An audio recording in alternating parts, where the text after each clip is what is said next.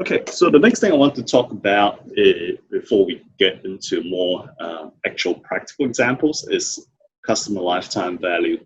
Customer lifetime value is basically is the way you look at customers. Most business people, most entrepreneurs will look at a customer as like a one-time transaction. So what I want you to do is to change the way you look at customers. So it's not like you look at the customer on a transactional basis. You look at them on a long-term relational basis. So how does that make things different?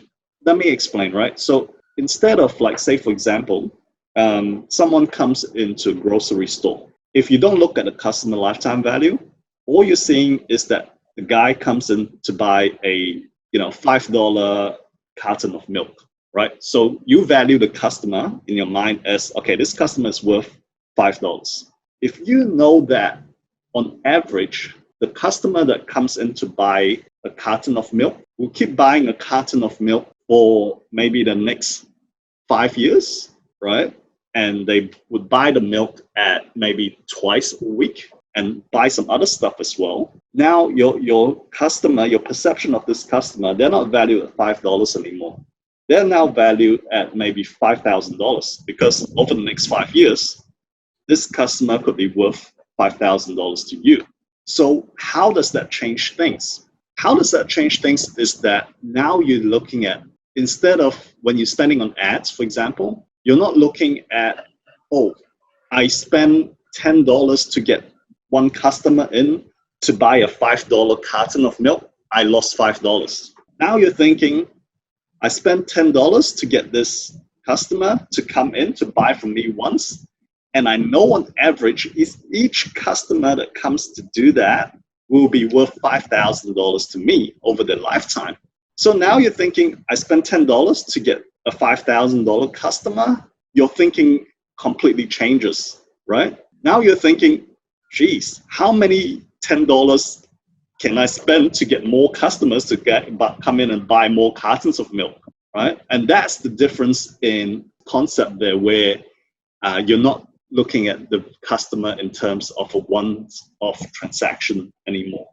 So, I think it's important if you have a business that's been around for a while to look at, okay, what is the average customer value to us over the lifetime? So for me, for example, I know on average, a customer that comes to me and works with our agency, on average, I'll say they will stick with us for at least like 9 to 12 months. Okay, so let's call it 12 months. So on average, I know that if a customer comes in, works with us at $2,000 a month, right? To me, that's worth $24,000. So what happens then is I'm now willing to spend a lot more money to go and get this one customer. I'm willing to spend a lot more on marketing to get this one customer, right? So if it's $24,000, maybe I'm willing to spend up to $5,000 to get this customer because I know I'll profit $17,000, right? So that means I got a lot more money to spend on marketing. Does that change the way you think about, acquiring customers? Like how much you're willing to spend to acquire one customer? I mean, for some of you, it might be a little bit hard, like say, for example, for Rona, for example, right? Because one customer could buy one now, today, and then the next time they buy could be 7 years from now. So for you, it's a little bit harder to kind of evaluate. But yeah, maybe that's where I guess, for you, it's maybe not so important, but it's also, I guess, the other thing to consider as well is the amount of referrals you get as well, right? From that one customer, if they're happy with you, especially in Asia, I find that, okay, if someone's happy with your product, they will tell like 2 or 3 friends and they all will come and buy from you kind of thing. Now, the next thing I want to ingrain within you guys is that, in conjunction with that customer lifetime value, is to, if you don't have it yet, is to build what I call continuity of income, continuity of revenue from your customers. So I guess a good example is this community, right? Where it's like, okay, you pay an annual fee, right? And it renews every year. So I don't have to keep going out to get new customers because, okay, there is this community that's going already, and I know there's certain revenue that will come in to cover my costs for maintaining this community, right? Same thing with my marketing agency is that, okay, every month, okay, this customer will pay me $2,000 to $3,000, whatever it is, right? So I know that I don't have to keep going out to look for new customers all the time to maintain my revenue. I think that's where, you know, you guys need to think, okay, how do you build continuity into your products, right? So here's some suggestions. So the agency model, I just explained it. Subscription model, I just explained it as well. So, you know, instead of like buying once off from you, how do you make people subscribe and pay you every month or every year? So for example, for a real estate agency, I'm just thinking back when I was in Australia, there was a real estate agency that actually created what they called an investors club. So they were a normal real estate agency, but they changed their focus and created an investors club. So this investors club is like, all right, if you sign in and you basically pay X amount of dollars a year, they will help you to find deals for you that, you know, meets your criteria for investing. Okay, so I can't remember how much they charge per year, but, you know, basically, if you're part of this club, you get certain meetings, you get certain seminars and all that kind of stuff that people would pay for. It's part of your membership, and you also get access to special deals. So that's targeted more towards investors, right? But I think also moving down to the fourth one is where you can look at complementary products. Like if you're in the real estate game, right? What kind of complementary products can you create that will help generate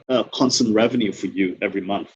Just thinking outside the box here, right? Once you sell someone a house, maybe what you can have is a separate cleaning service, right? Where, you know, you charge a monthly fee or weekly fee for someone to come and clean your house. So all those things are complementary products. I guess a listed example here is like, you know, where like PlayStation or the you know, Nintendo basically gives you their console at a really, really cheap price to suck you in. And then after that, you need to buy games. So that's where they make the money, is on the games.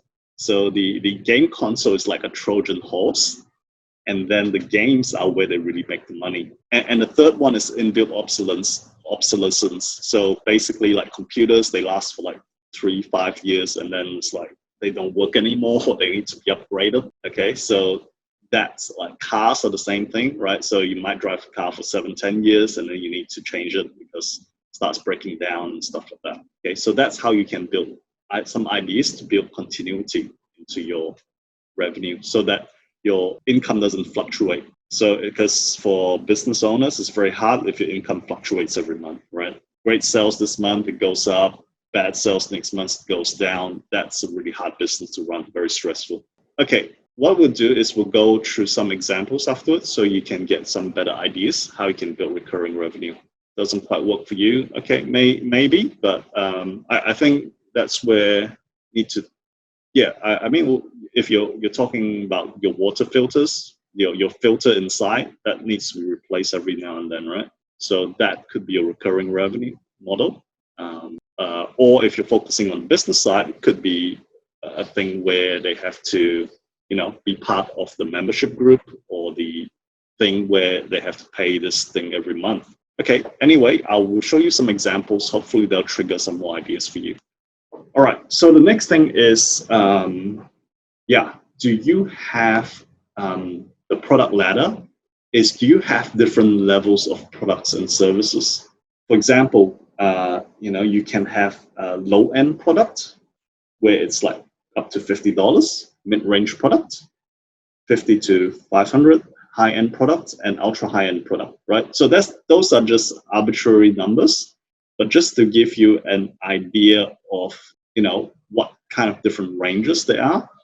And if you look at any company where there's a lot of customers, right, the 80-20 principle always applies. So what does this mean? It means that, well, first of all, around 80% of your customers, around 20% of your customers will give you 80% of your revenue, right? Secondly, is when it comes to pricing, you will find that 80% of your products sold are in one range of your products. All right, it could be the low end, it could be the mid range, or it could be the high end.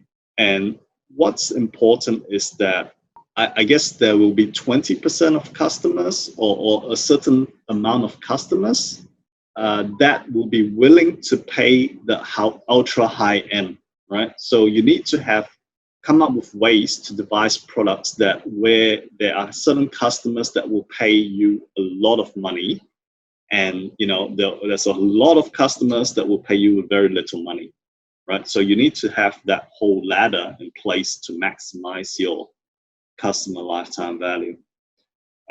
Like for instance, Vince told me recently in one of his seminars, right, where there was one guy, and this is an extreme example, but there was one guy that actually bought 100 of his 1,000 US dollar products, training programs.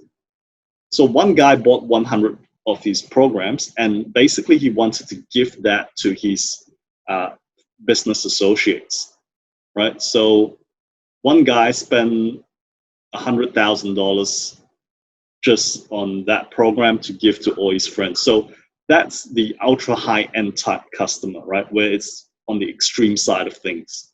Okay, so you should always cater for those people who are, those people are like, whatever you give them, they will snap it up. And then there's the other ones which, you have to like lower your price to get them into the front door, right? And hopefully the customer lifetime value will be worth it in the end. Okay, so how do you create these various types of products? So one strategy is called product splintering. So where you take the big product and split it up into multiple small products. Okay, it's like, for example, okay, my agency service, what do? We manage ads, we build funnels, we build pages, we write emails, we create ads, we provide consultancy service, we create video editing, and we create video scripting. So what I could do is I could split them up. So someone doesn't want to pay $2,000, $3,000 for a full agency service. I'll say, okay, that's fine. If you can't do that, why not? We will help you with consulting, where I'm charging them like $1,000 per month, right? For 2 times a month, they get to talk to me, okay? One-on-one, right? I could create a Facebook ad for them and maybe charge them like $200 for it, okay? We actually built funnels, standalone funnels, so we can build all your funnel pages and we can charge you, say, $2,500 for it. So all this, we can split it up and make it easier for people to come in, because not everyone's going to come in and say, yeah, I want to buy a $2,000, $3,000 full consultancy service, full agency service. You can basically get customers to maybe take that first step with you, and then you get them on the customer lifetime value, right? As we talked about. Right, cool. And then also once you split them up, right, and then you allocate a value to them, right? Also, now they see, okay, wow, if I take your full agency service, I get your consultancy, I get your ad management, I get your funnel building, I get your ads creation. Well, if I add that all up, it's worth like $5,000, but I'm only paying like, say, $2,000 for your agency per month. That's like great value, right? So that's also a value thing as well.